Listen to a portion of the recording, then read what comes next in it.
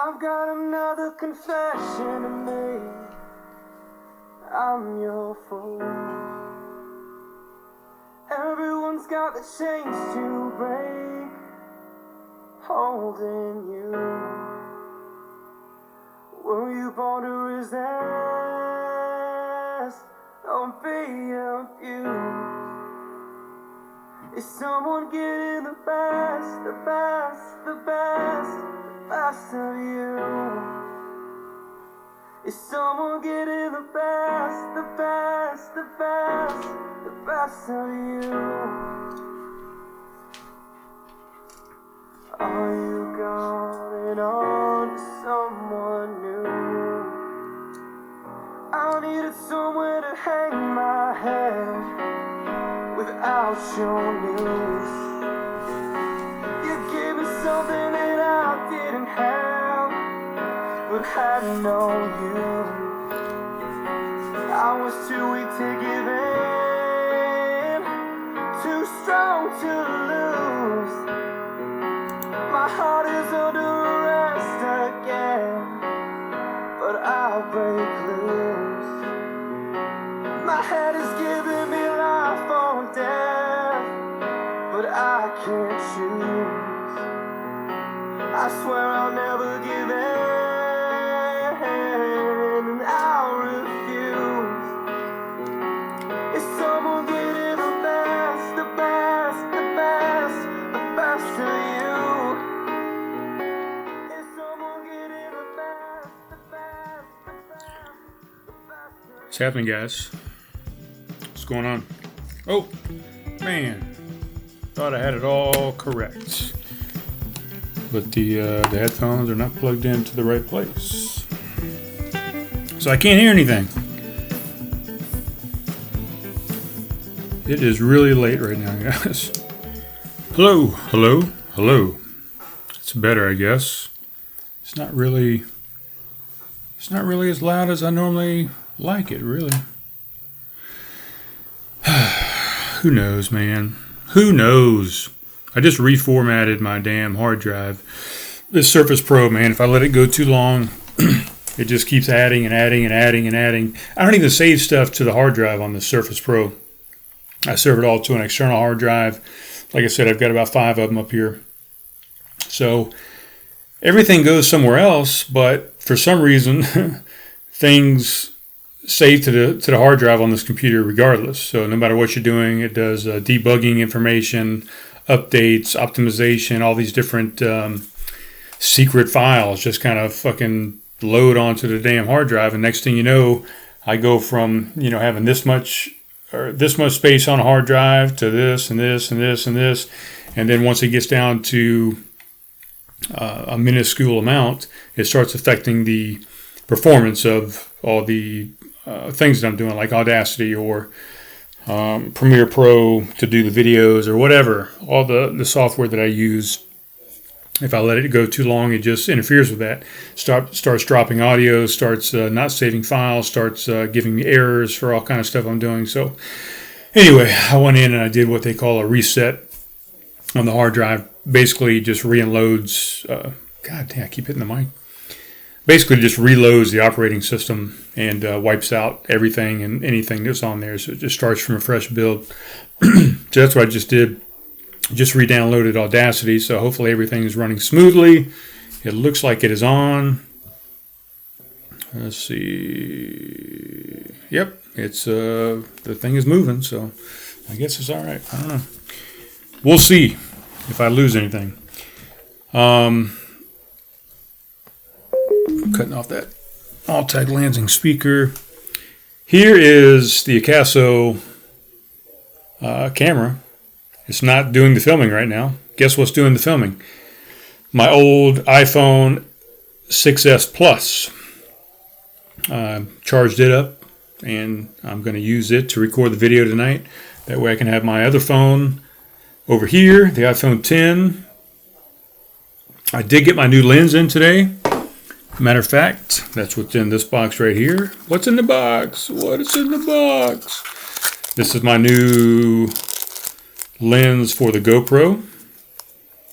I have not had a chance to sit down and even look at it. I haven't even taken out this little baggie yet. So this is the new lens. Screw, trying to repair the lens.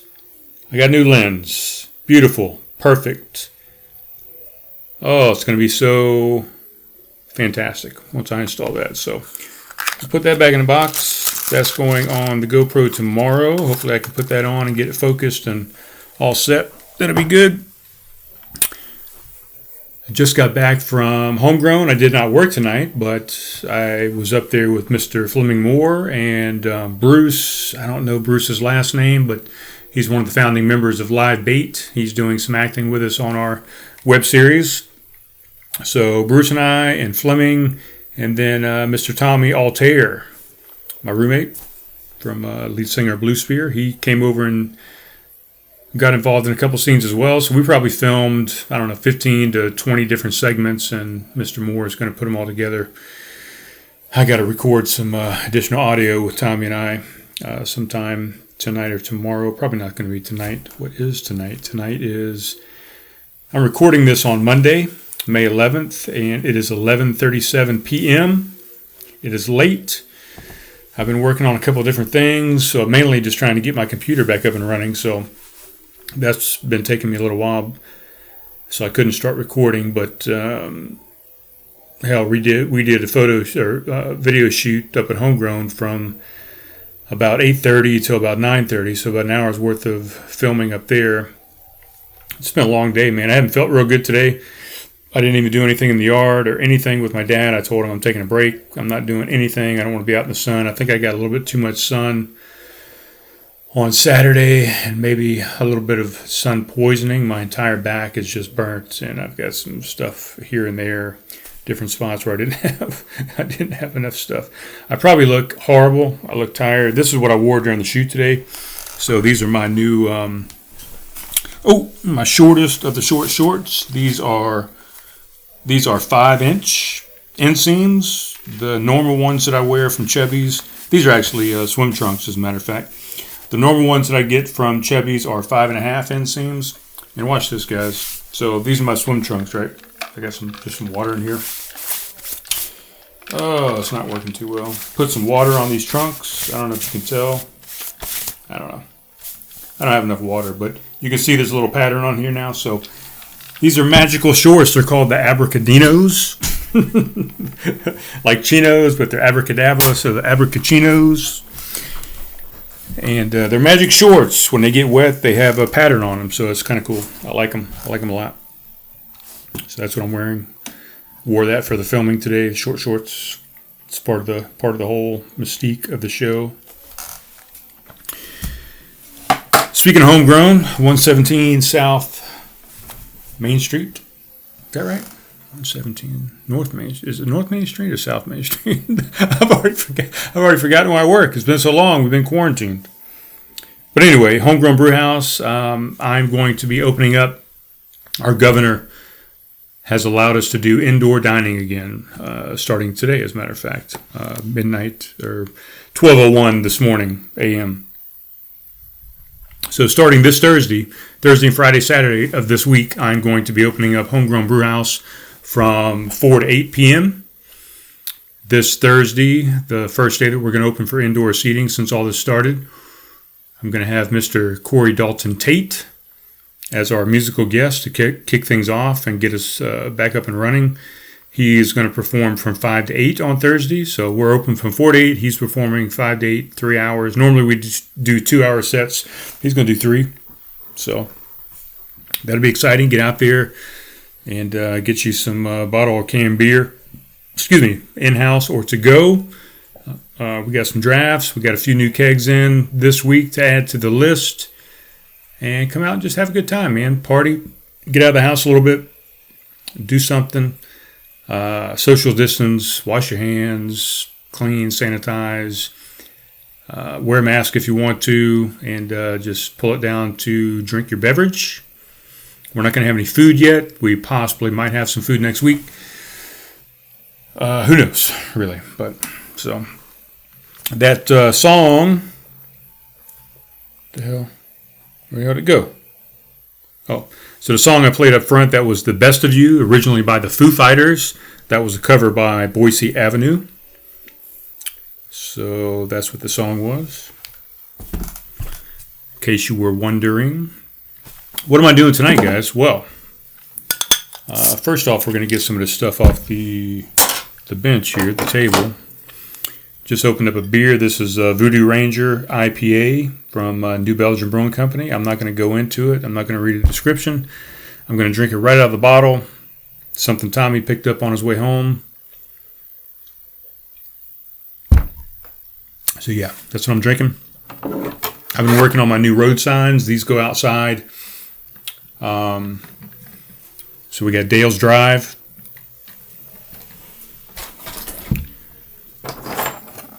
We've got Sophie Street, which was my dog that died 3 years ago. Sophie. And then we've got Leia Lane, which of course is my dog now, Leia. So we've got Leia Lane, Sophie Street, and Dale's Drive out there that I'm going to put up in the Zen Garden tomorrow. Speaking of Zen Garden, before I get to what I'm doing tonight, I'm setting up a Dale's Zen Garden Acoustical Jam is what I'm going to call it. It's going to be on May 24th. It's going to be from 5 p.m. to 9 p.m.-ish. Oh, shit. This damn thing was like burning my leg, man. This little connection on my headphone jack right here. It was laying on my leg, and I felt it burning my leg. What is going on? There can't be that much juice coming from this 9-volt battery-powered goddamn headphone amplifier, but it was like burning my leg hairs. That's not cool. What was I saying? Zen Garden. So the 24th of May from 5 to 9 p.m. I think I pretty much got it together. It's going to be bring your own beer, BYOB and BYOC, which is bring your own chair. And it's going to be in the backyard in the Zen Garden. 2 more weeks, I'll have it all put together and up for a good time. We're going to have, I think I just solidified the list here. We're going to have Mr. Roger Minewater is going to open up things for us starting there at 5. He'll play 30 or 45-minute set. Then we're going to introduce Mr. Mike Friend and the Mike Friend Band. He may be solo. He might have 1 or 2 band pieces with him. He's going to play an hour or so, and then we're going to have Blue Spear, which is the band that my roommate fronts with Mr. Scotty Oliver and Dave Groniger and some other guys. They've put together 5-6 pieces at a time. It might just be a 2-3 piece. Not sure what the setup is going to be. And then following them, an hour of those guys, we're going to finish up the night with 40 Mile Detour. And it could be, it's probably going to be Mark Yampowski and 1 or 2 other people. Mr. Paul Stone may make an appearance and kind of sit in with 40 Mile Detour a little bit. Mr. Fleming Moore is going to run sound for me, and he may sit in on harp on a few tunes here and there. But other than that, that's going to be the lineup. We're going to have 4 performers over a 4-hour period. And everybody's just going to hang out and have a good time. It's going to be a little acoustical jam in the Zen Garden on Sunday at the end of the month. So look forward to that. Check it out. I'll keep you posted. I'm going to make a Facebook event for it here probably sometime tomorrow, and we'll start seeing what kind of interest we can get in it. So it's going to be interesting. It's going to be donation to get into the door. And, of course, all the artists will have some Venmos set up and Cash Apps or whatever where people can donate and tip if they would like to. But there you go. So what am I doing tonight, guys? Well, had a buddy of mine, mentioned him, Mr. Jeff. Mr. Jeff. He helped me edit and put some things together in my book. After the last episode where I read the Mother's Day present story, he mentioned that he would love for me to maybe do a read of one of his favorite chapters in the book, which is called It Was the Shorts, I think. It was the shorts, or it's the shorts, or the shorts. Something to do with shorts. So I've always had a theme going on with shorts, I guess. So I'm going to read that. I think it's like 20 pages maybe. Shouldn't be as long as the last story, although I'm already 15 minutes in just bullshitting around, so I better get to it. But I'm super tired. My eyes are sticky. They're burning. Like I said, it's almost midnight. I'm going to put this out either on Tuesday or Wednesday. I haven't decided yet. It might be a late Tuesday release, just depending on how easily I can get the video off of this old phone that I have here. Hopefully it works like I think it's going to. And so I'm going to read a story. That's what I'm going to do. And then that might be the last thing I read out of this book. If you want to know what else is in the book, you're going to have to buy it, I guess. $10 for a paperback copy, just like this one. Soft cover. Oh, my eye, I can't even see. I might have to put my glasses on if I can do this. It's called It Was the Shorts. That's actually the official name of this. Let's push this up a little bit so I can get me some room here. So, It Was the Shorts. The title of this chapter. This is story 6, the 6th story out of the book. The story that I read the other day was the 3rd story, so this is a little bit ahead, a little bit further along in the saga of the 8 or 9 years or so down there at Valdosta, Georgia. So, It Was the Shorts. Is what I'm going to read for you now. Hopefully I'll read it a little bit better than I read last night. Maybe not, because I'm tired. Or not last night, but last episode. So, take a sip of beer, and we're going to do it.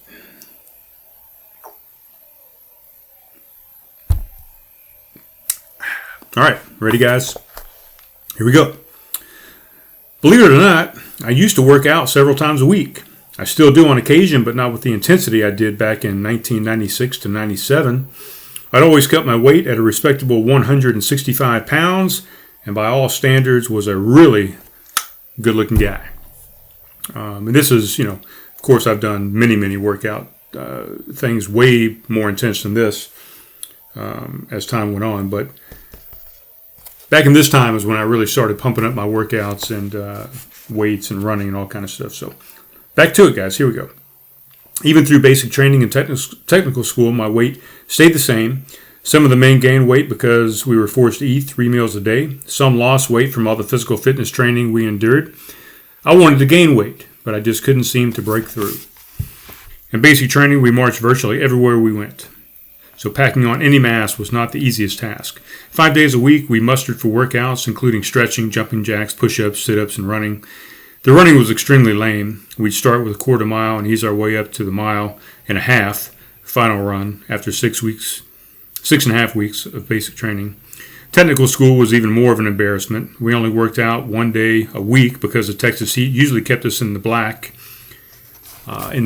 There's a thing that they would raise called the black flag. When the wet bulb temperature got above a certain temperature, they would raise the black flag and say no outdoor physical activity. So that's what the black flag was. Anytime the temperature of the heat index rose above a certain level, a black flag would go up, suspending all outdoor activity. So I just explained what the book fucking said. Ate the same as everyone else, actually more, but I guess my metabolism kept my weight on an even keel. I even splurged on sodas and candy bars nightly for no gains. That is, until 1996, when a new hospital commander took control of the 347th Medical Group at Moody Air Force Base in Georgia. This guy was intense and in shape. He was a tiny man, maybe 5 foot, 8 inches, and 140 pounds, almost frail looking, as if you could look at him wrong and he would just shrivel like a raisin. I don't remember how old he was or whether he was married, but he ran like the wind. He'd win many of the endurance events the base put on during his 2.5-year tour there and was the guy everyone aspired to beat. One of the major changes he made while in command was that everyone had to attend mandatory PC, or physical conditioning, every Tuesday. Really, it was just mandatory running, but we'd all form up out at the gym and run a mile out and back around the end of the flight line. Running wasn't even graded for fitness at the time. We used a bike test called the cyclogometry, but this commander thought running was the epitome of manliness. To tell you the truth, most people hated the idea, and I agreed with them. but once I got used to running, I began to crave it. I began getting better and better, and before long, I was right up front, leading by example and getting in great shape. I haven't read the story ahead of time, by the way. I'm just hoping I will read it better than the last time. So, my weight stayed around 165, but I felt great. I started to hit the gym before or after our runs, and this quickly became part of my routine.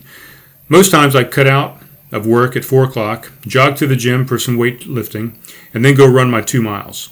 2 miles eventually became 3, 4, and 5, and before I knew it, I gained a few pounds.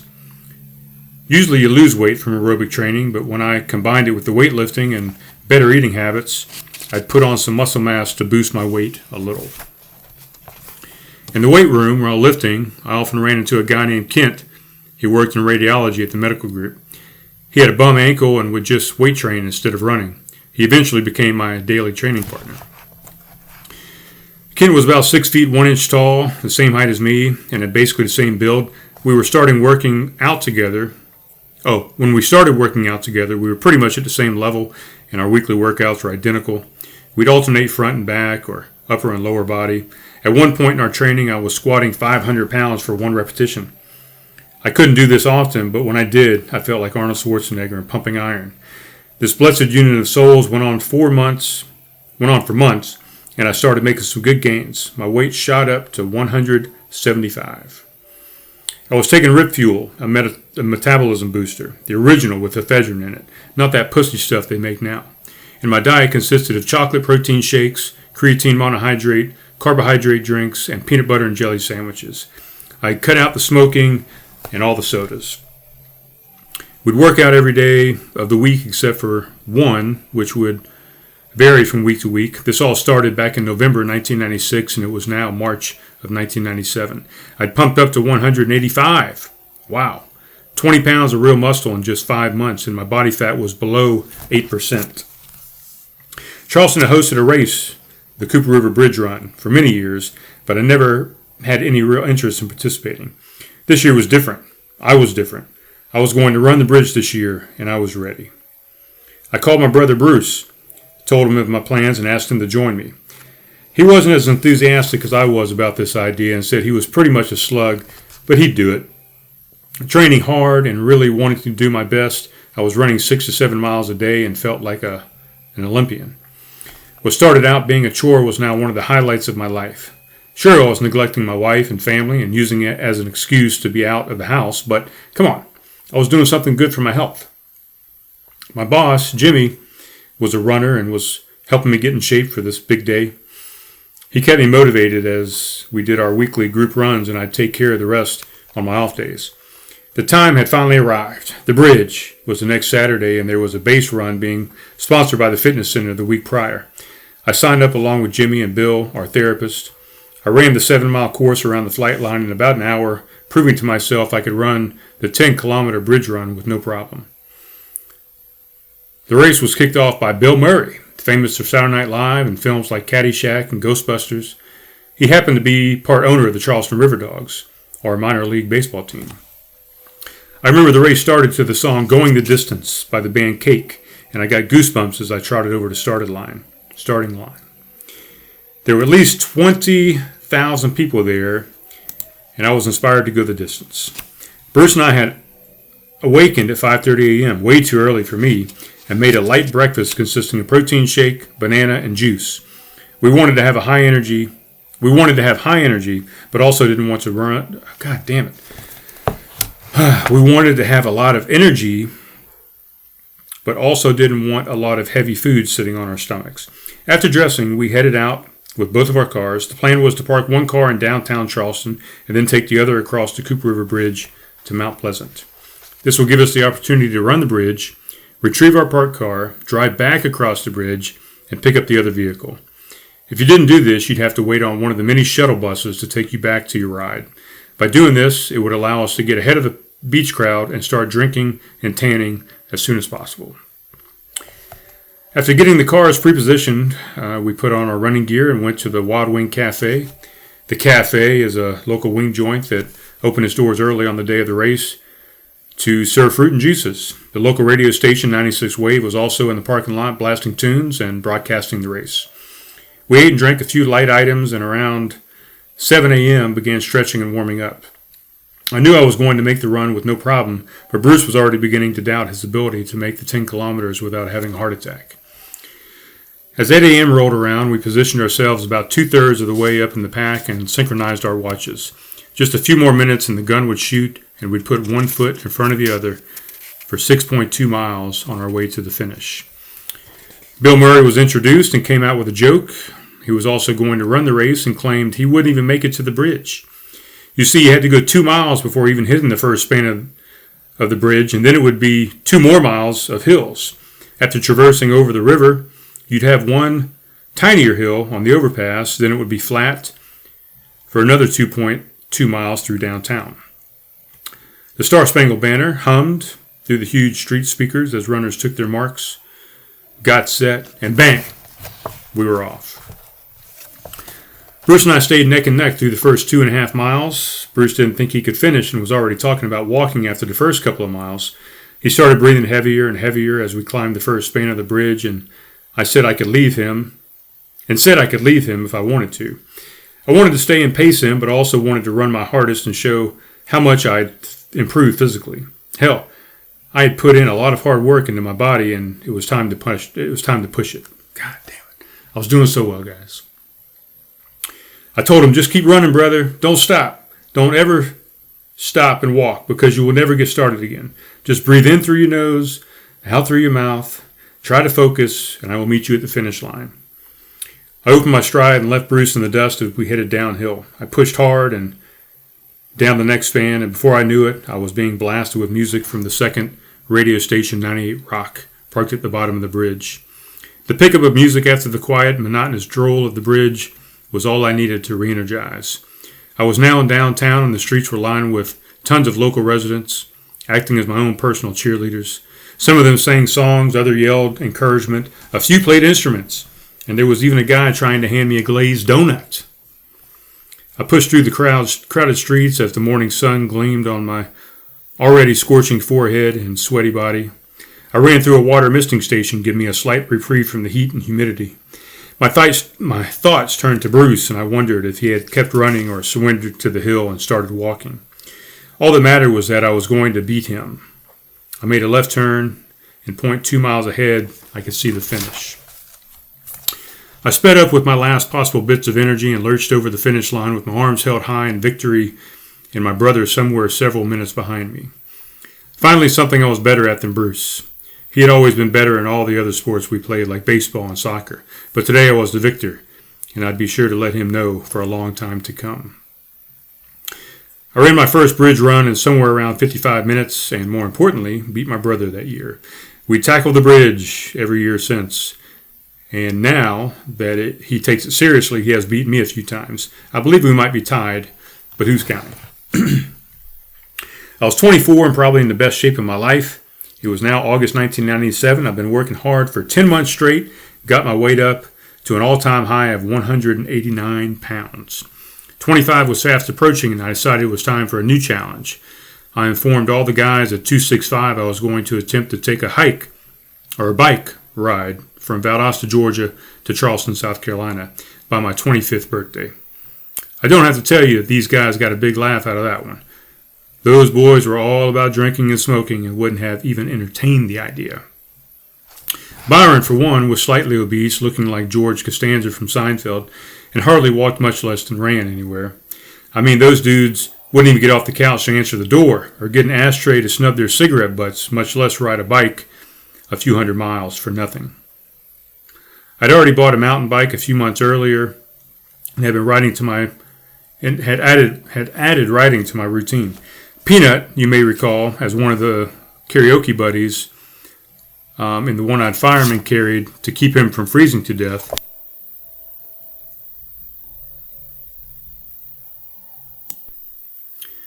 All right, sorry about the little pause right there. For some reason, my Audacity had stopped. So yeah, the one-eyed fireman carried to keep him freezing to death. So you can go back and look at that story called The Movie. It's the second chapter in the book. But he was still hanging around the Air Force, if only for a little while longer. We'd been infested by the he'd been infested by the fitness bug as well and was riding with me weekly. We'd usually just pedal around the neighborhood or sometimes ride a mile away out to the local video store. Occasionally, we'd take a trek out to Walmart 15 or so miles down the road and pick up bass fishing equipment. The miles started building, and before I knew it, we'd add up 60 to 70 miles in a week. So what had happened is I had dropped the book here, and I think the spine landed on the space bar, and it paused the Audacity. So I got to keep the space bar. Man, so many problems that can happen. I felt I was ready and started planning my trip. I pulled up MapQuest. Who the hell knows what MapQuest is, guys? Anybody out there? Used to be what you used before we have Google Maps or any other kind of maps. Apple Maps, Google Maps, whatever. We pulled up MapQuest on the internet, sketched out my route, taking me up Highway 84 and then crossing under the interstate to Highway 17, leading me right into Charleston. The trip would be close to 275 miles, and I figured I could easily do it in 2 days. I'd ride about 10 to 12 hours a day and try to average 12 miles per hour. I had it all planned out, and it seemed pretty simple. But I'd find out soon enough that I'd overlooked one very important yet simple aspect to bike riding. Let me take a little sip of beer here, guys.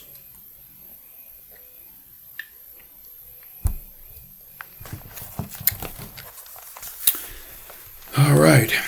I had picked the dates for my travel. Would leave on a Thursday morning, ride that day and the next, and arrive at my parents' house that Friday night. Brandy and the kids would bring the car up after work Friday, providing me with a ride back home. I wasn't going to pedal that damn bike both directions. This plan could not fail. I'd done all my homework and shopping, so on Wednesday night I started packing. I had bought a hiking backpack and stuffed it to the top with the following items: energy bars, spare tire tubes, flashlight, flat tire gel, a poncho, change of clothes, an atlas, a compass, bike chain, extra bike chain, and water. Of course, you wouldn't need an atlas or a compass at this point anymore, now that we have a smartphone. Also put together a fanny pack with my 357 Magnum, my CD player, my cell phone, and my wallet. So yeah, I couldn't use my cell phone. You couldn't listen to your cell phone at that time. You had to have a separate thing, so we were still using CD players. That was probably a Sony CD Walkman. But anyway, yeah. Excuse me. I had outfitted my bike with a speedometer,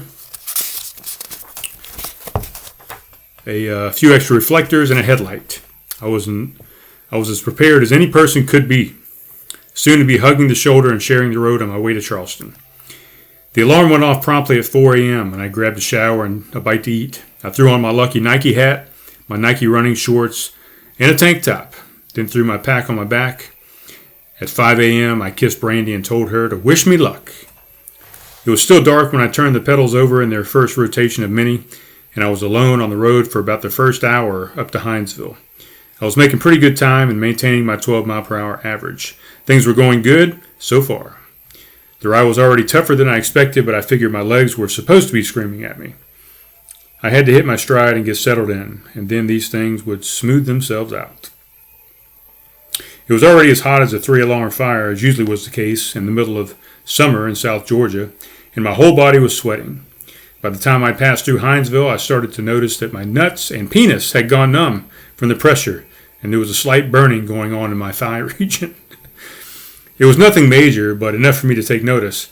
I looked down at my watch, realizing I'd been gone 2 hours and ridden a little over 30 miles. Just a while longer, and my wheels would be entering Waycross, and my fingers would be dialing Brandy to check in. The daylight had broken a while ago, the sun rising in front of me as I pedaled east, and the temperature was elevating fast. The traffic was heavier than expected, and there had been a few hairy moments that almost made me turn back. The grade of the road was fairly flat, as I remembered from my many trips up this same road in the car, but it started to feel as if I were traversing the great Rocky Mountains. I couldn't feel my ass, and the burning between my legs was becoming unbearable. I pushed through and saw a sign for Waycross, almost to my first checkpoint. Seeing the green rectangular sign, I knew I'd entered the quaint, quiet little town of Waycross after just 4 solid hours of grinding my thighs together like 2 sticks. They were on fire. I traveled through what little town there was and had finally had enough. I didn't think I could continue. I went down a side street and decided to grab a bite to eat, take a break, to let my skin cool and get back on the road. The pavement was not going to get my submission quite so easily. I shoved a dry burger and a flat soda down my throat from the local Dairy Queen and mounted my bike once more. I started pedaling and I could actually hear the sounds of my shorts tearing into my flesh, like flint and stone trying to create a spark. There should have been signs of smoke and a small flame rising from between my legs any minute, and I decided I was defeated and surrendered to the pain. I'd soon call my wife to come pick me up. I'd come so far, 4 hours and 60 plus miles, but I just couldn't continue another second. I coasted downhill into the center of town, went to the park, and pulled up to a vacant bench. I slid my 60-pound pack off my back and down my arm, set it under the bench, and I melted down on the warm, dry wood. I could literally smell my skin burning. I retrieved my cell phone from my fanny pack and dialed home. Brandy was on the line in 3 rings. I told her I was in Waycross, lying on a park bench, and that she needed to come retrieve me.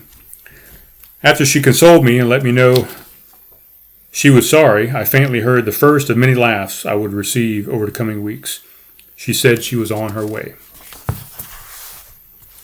I said earlier that there was one piece of vital equipment I failed to acquire before my ride. It's all in the shorts, man. You never wear running shorts to go biking, period. My dad had always told me there was always a right tool for every job, and now I know exactly what he meant. The lining in the running shorts just chafed the shit out of the inside of my thighs. It was just rubbing back and forth with every push of the pedal. I don't claim to be a doctor or anything, but I could have sworn I had just endured the first ever circumcision by shorts. I swear that a good skin graft to the entire penile zone was the only thing that could fix this mess. The guys at 265 soon got wind of my travels and would never let me live it down. But to this day, I swear, man, it was the shorts. So there you go. The point to that story was it was the shorts. You know, everybody thought I had an excuse for not going the 275 miles from Valdosta, Georgia to Charleston. They thought I just went out. I was a pussy. I wasn't in shape enough or whatever. But I swear it was the fucking shorts. If I would have had the right shorts on, some bike shorts, I would have made that ride without a problem. With 60 pounds on my back and a fanny pack. I was riding a mountain bike, for God's sakes. It wasn't even a road bike. So to go 60 miles on a mountain bike with all that weight and everything else and those shorts, I felt like I did a pretty damn good job. But people to this day say I just failed and that the shorts was the excuse. But that's not the case, guys. The shorts, man. That little liner in there. Now, another side note, I could have worn those shorts if I would have Vaselined my thighs up and continued to apply some Vaseline, some anti-chafing type solvent in between my legs. I think I would have been able to do it with those shorts on. But, yeah. I've even had that problem during running where I've had a chafing from running shorts. And Vaseline is your friend. Put Vaseline around your waistband, in between your thighs, under your arms. If you're wearing a tank top of sorts, put it where the tank top strap is going to run. If you're wearing a heart rate monitor, put it underneath your heart rate monitor to prevent chafing. If you're a female, you're wearing a sports bra, put it underneath the crease and the banding of your sports bra, and of course over the shoulders. Vaseline is your friend, guys. That's all I'm going to say. But all right, well, I'm going to cut this one short. That's all I wanted to do. I want to tell you about Homegrown opening up this week. We got some live music. I want to tell you about the Zen Garden Acoustical Jam on May 24th. That's going to be a blast from 5 to 9 that evening. And I wanted to read a story out of the book for Mr. Jeff. You can pick up that book. It's all fun and games until at lulu.com, self-publishing site. And if you have something that you've written and you want to self-publish it, go to lulu.com. You can do it there as well. Publish your works. Get out there. Do something. All right. It is after midnight that I'm recording, and I'm out of here, guys. I will talk to you soon.